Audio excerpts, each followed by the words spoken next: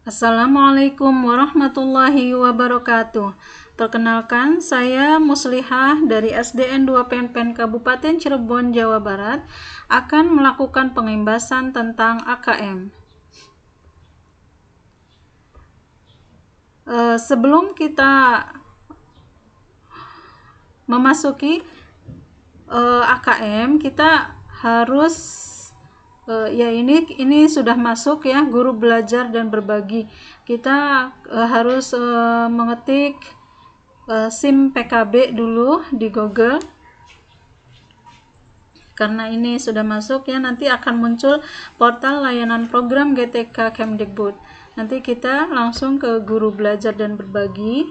Nah, di sini ayo guru belajar, kemudian kita klik seri asesmen kompetensi minimum. Nah, di sini kita klik, kita akan mulai belajar.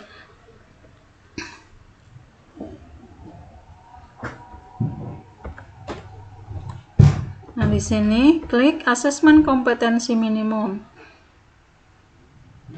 Nah, dari sini kita bisa bergabung di Telegram tentang guru belajar, dan setelah kita menyelesaikan BIMTEK AKM ini, kita akan mendapatkan sertifikat 32 jam yang bisa dicek di sini.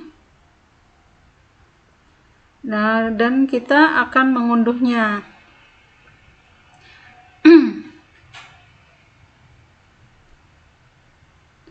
Nah, itu kalau kita sudah menyelesaikan AKM, kemudian kita harus melakukan pengimbasan yang seperti yang saya lakukan ini.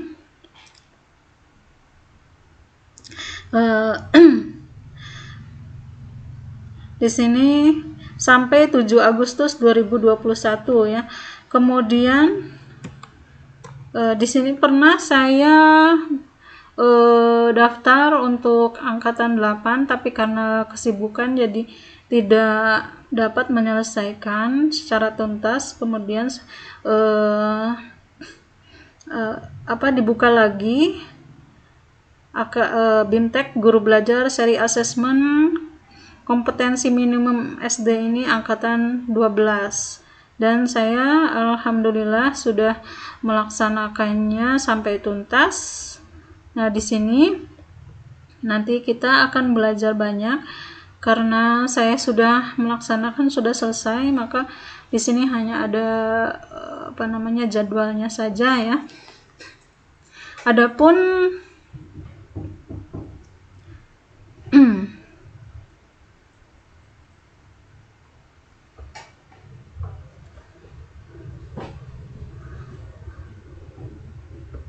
Adapun tentang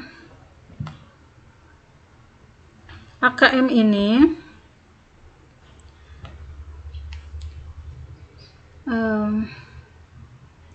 di sini dalam AKM kita akan belajar tentang perbedaan antara AN, asesmen nasional, dan UN atau ujian nasional. Di sini ada pertimbangan mengapa UN itu sudah tidak dilaksanakan lagi, tapi akan diganti dengan AN, asesmen nasional, yaitu karena pertama, butir-butir soal UN hanya mengukur kemampuan kognitif siswa, sehingga input dan proses pembelajaran kurang dapat tergambarkan dengan baik. Hal ini belum sejalan dengan tujuan pendidikan yang ingin mengembangkan kemampuan berpikir tingkat tinggi serta kompetensi lain yang relevan dengan abad 21, sebagaimana tercermin pada kurikulum 2013. Harapan untuk mengevaluasi keterampilan siswa dalam menerapkan pengetahuan serta konsep melalui berbagai konteks kehidupan, serta menunjukkan karakter bagaimana yang diharapkan dalam profil pelajar Pancasila belum lengkap dilakukan melalui UN saja. Kemudian yang kedua, UN kurang dapat dimanfaatkan guru untuk memperbaiki pembelajaran pada subjek siswa yang sama. Asesmen nasional dirancang untuk memberi dorongan lebih kuat ke arah pengajaran yang inovatif dan berorientasi pada pengembangan kompetensi, termasuk di dalamnya kemampuan bernalar. Yang ketiga, UN kurang optimal sebagai alat untuk mengevaluasi mutu pendidikan secara nasional. Hal ini disebabkan UN diterapkan di akhir jenjang pendidikan lebih sebagai assessment of learning yang mengukur capaian akhir, bukan sebagai assessment for learning yang mengukur proses pembelajaran. Jadi kalau UN itu lebih ke assessment of learning yang mengukur capaian akhir, ya, yang ditekankan di sini ya. Sedangkan AN itu assessment for learning, yaitu mengukur proses pembelajarannya. Ya. Pemberlakuan asesmen nasional ini merupakan sinyalemen yang kuat dari pemerintah untuk terus memperbaiki sistem pendidikan di Indonesia. Ya, dari ketiga poin tersebut, maka sesungguhnya yang perlu disiapkan untuk menghadapi AN adalah pemahaman mengenai tujuan dan manfaat AN, serta implikasinya pada perubahan praktik dan strategi pembelajaran di kelas. Siswa, guru, orang tua, kepala satuan pendidikan tidak lagi direkomendasikan untuk berlatih soal-soal persiapan AKM, sebagaimana penilaian yang berbasis ujian. Ya, di sini kita bisa mengklik tautan ini, tanya jawab tentang UN.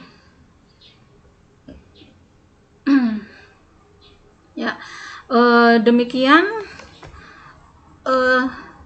sedikitnya tentang AKM ya. Di AKM itu ada AN. Terima kasih. Mohon maaf kurang lebihnya. Wassalamualaikum warahmatullahi wabarakatuh.